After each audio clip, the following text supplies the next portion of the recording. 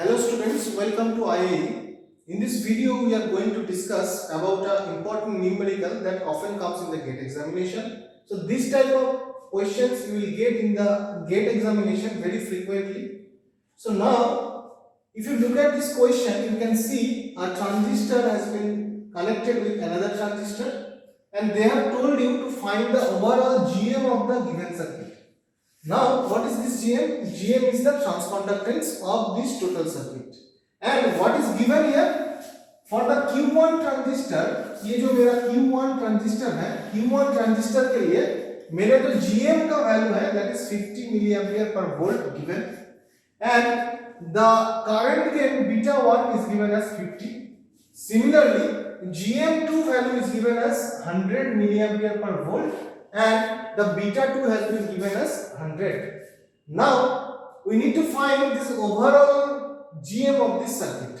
So overall GM ढूंढने से पहले आप Q1 और Q2 ट्रांजिस्टर को अच्छी तरीके से देखिए. ये जो Q1 ट्रांजिस्टर है, ये Q1 ट्रांजिस्टर आपको अगर मैं बोलूंगा कि what is the configuration of this Q1 transistor, the answer will be the Q1 transistor is connected in common collector mode. So that means this Q1 transistor is connected in common collector mode. Now what is the configuration of this Q2? Q2 is also common collector mode. So these two transistors has been connected in common collector configuration. Now आपके अंदर ये doubt आएगा sir ये common collector कैसे है. So for that purpose you do the AC analysis of this two transistor.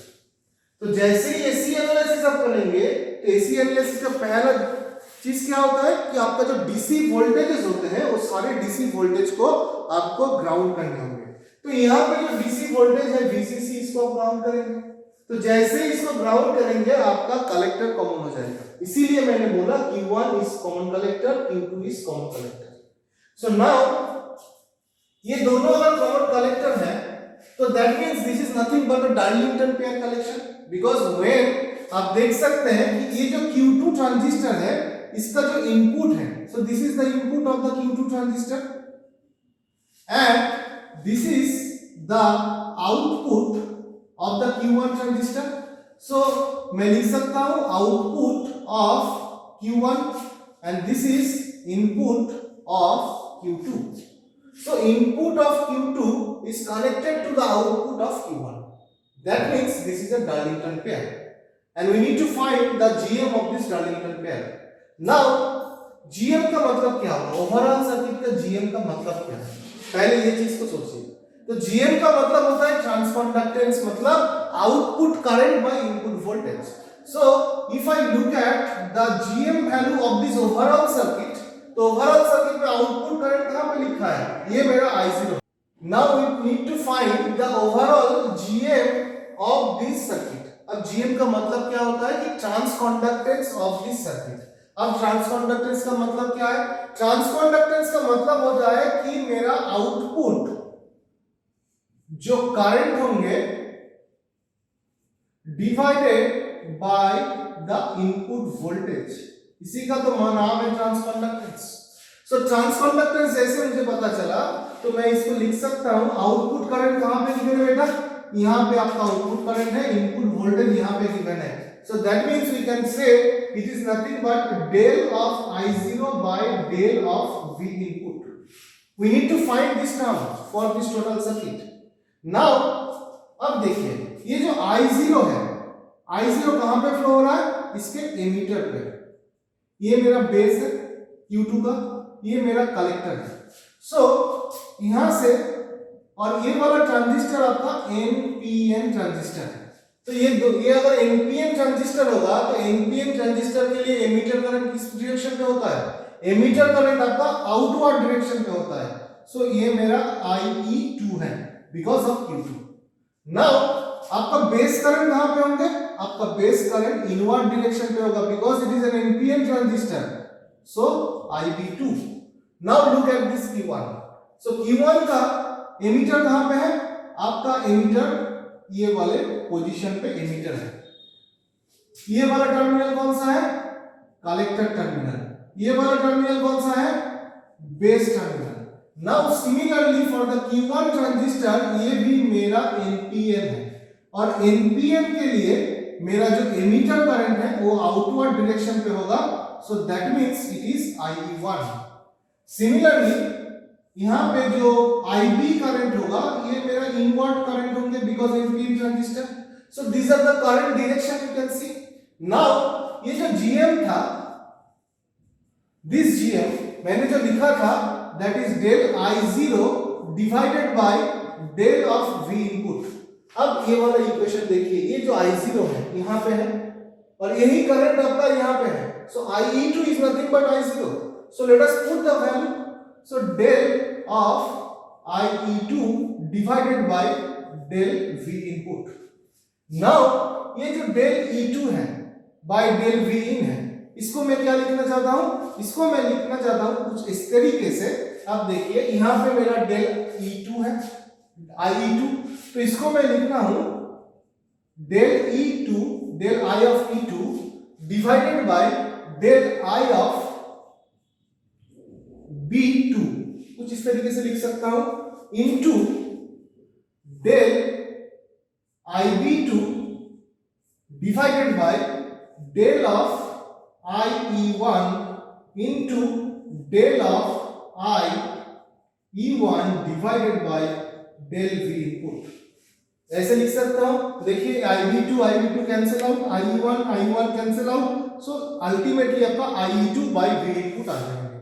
Now ये जब del IE2 by IB2 है, इसका मतलब क्या है? मतलब Q2 ट्रांजिस्टर जो आपके पास है ये मेरा आउटपुट करंट है, ये मेरा इनपुट करंट है, so output current divided by input current, इसका मतलब है ये आपका करंट गेन है। सो करंट गेन जो होगा that means it is the current gain of this Q2 transistor. So Q2 transistor का करंट गेन गिवन है बीटा, तो यहां पे मैं लिख सकता हूं बीटा। सिमिलरली ये जो IB2 है, ये जो IE1 है, यहां पे IB2 यहां पे IE1 दोनों सेम ब्रांच में जाएंगे, that means both of them are equal. So ये दोनों इक्वल है, तो इसका मतलब their ratio will be 1। Similarly you go for the IE1 divided by V। IE1 कहां पे है? ये मेरा output current of the Q1 और यहां पे इनपुट है, so output current of the transistor divided by the input is nothing but the transconductance of this Q1 transistor. So transconductance of this Q1 transistor is given as, यहाँ पे देखिए GM1। so ultimately आपका ये वाला आया। now ये जो beta मैंने लिखा था बीटा 2, is it correct?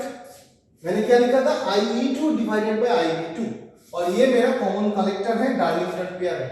अगर डार्लिंगटन पेयर में होता है तब भी मेरा जो करंट गेन होंगे, ये वाला ट्रांजिस्टर, ये जो टर्म है, this is nothing but the current gain of Q2 का करंट गेन होगा।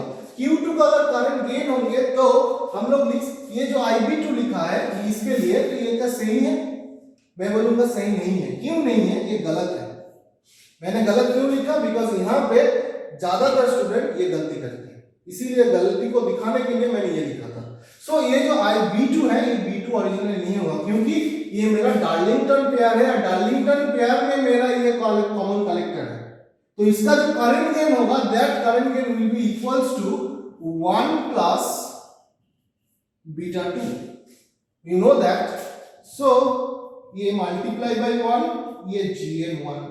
सो अल्टीमेटली आपका आंसर जो आएंगे यहाँ पे 1, बीटा 2 का वैल्यू कितना है? 100, और ये 1 GM1 का वैल्यू कितना है? 50 मिली एम्पियर पर वोल्ट। सो यहां पे जो आएगा 101 into 50 milli ampere per volt, so that means it will come out to be 505 milli ampere per volt. So we have got this value 505 milliampere per volt, which is nothing but the transconductance of this total circuit. So मैं और एक बार मैं बोलना चाहता हूं कि ये जो सर्किट है, ये सर्किट को आप अगर ट्रांसकंडक्टेंस निकालना चाहते हैं तो ये वाले ट्रांसकंडक्टेंस आप बहुत डिफरेंट प्रोसीड्यूर से निकाल सकते हैं, बट ये जो मैंने प्रोसेस अप्लाई किया, this is the most shortest method by which we can find the transconductance. और जो सारे मेथड्स हैं उसमें आपको रिगोरस डेरिवेशंस करना पड़ता है। सिर्फ यहाँ पे याद रखना होगा कि आपको कि डाइल्यूटेड पेयर के अंदर जो मेरा ट्रांजिस्टर है उस वाले ट्रांजिस्टर को जब मेरा करंट गेन निकालेंगे तो आपका वैल्यू आएगा 1 प्लस बीटा हमेशा। तो इसीलिए मैंने ये वाला जो मैं बीटा 2 लिखा था, ये बीटा 2 मैं जानबूझ के लिखा था क्योंकि यहाँ पे ज्यादातर बच्चे गलती करते हैं, तो गलती को दिखाने के लिए मैंने यहाँ पे बीटा 2 लिखा था। So in this way you can calculate the GM value of this given circuit by this shortest method. Hopefully you have understood this numerical. Thank you.